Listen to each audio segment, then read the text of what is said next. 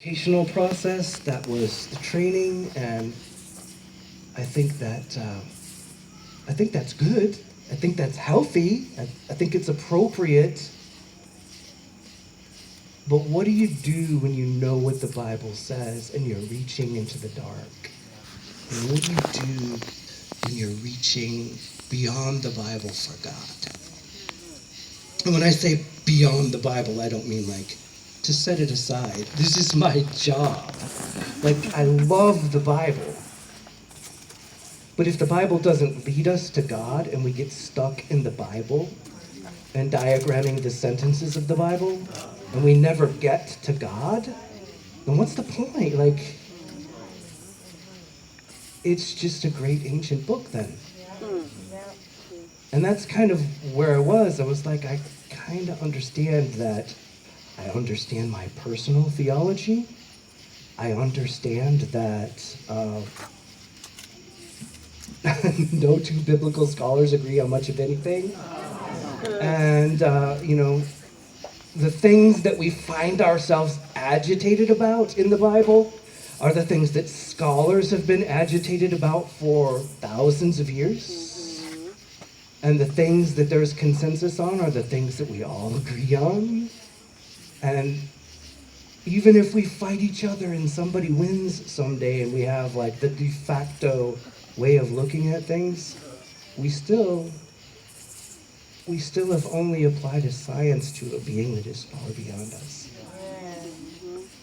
So I started thinking about what is a relationship with God? Because we talk about that a lot. Everybody claims to have that. What does that mean? And that was what Reframe was about. But it came from a very disruptive time in my life, reaching for God. And after we toured that and we went all over the world with Reframe, I published another book because it was like, now that I think I might have a grasp on what a relationship with God is, who are we talking about here?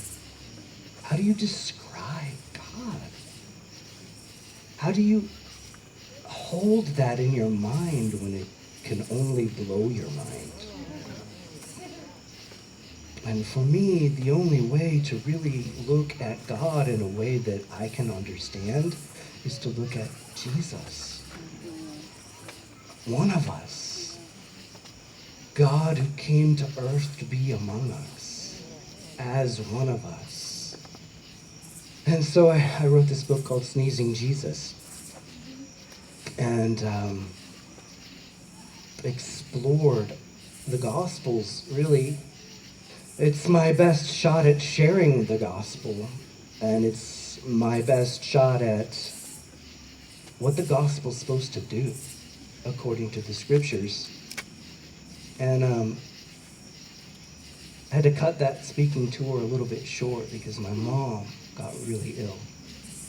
Some of you, how many of you go back a couple years? Yeah, so you were probably, you heard some of these things. I came off the road because my mom, she started really failing.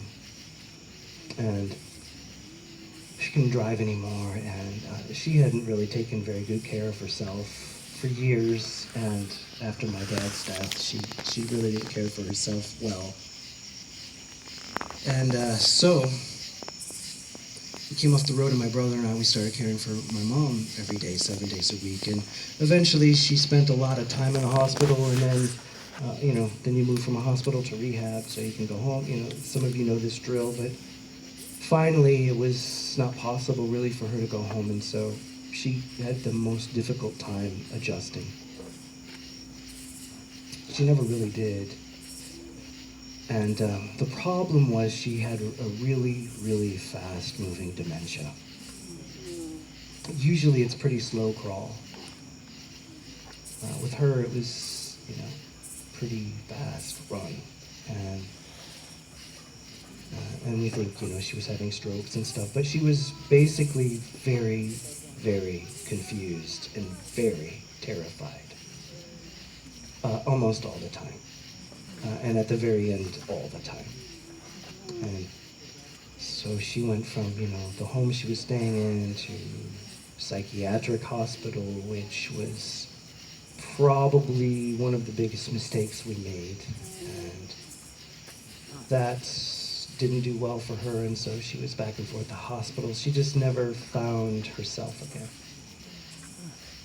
And so for about 8 months, we cared for her the best that we could. And it's interesting, I am, should I say this? So a couple years ago in the Christmas box, we had this book that we sent out called The Road Back to You. Any of you have that book? And it's about the Enneagram, and I got some shade about that. And I didn't care too much, because it super helped Jill and I. And so I'm an Enneagram 5, and for you Enneagram people out there. So I'm a student, I'm an observer. I'm the guy that's, over there in the woods as an introvert, just watching all of you. Just watching all of you.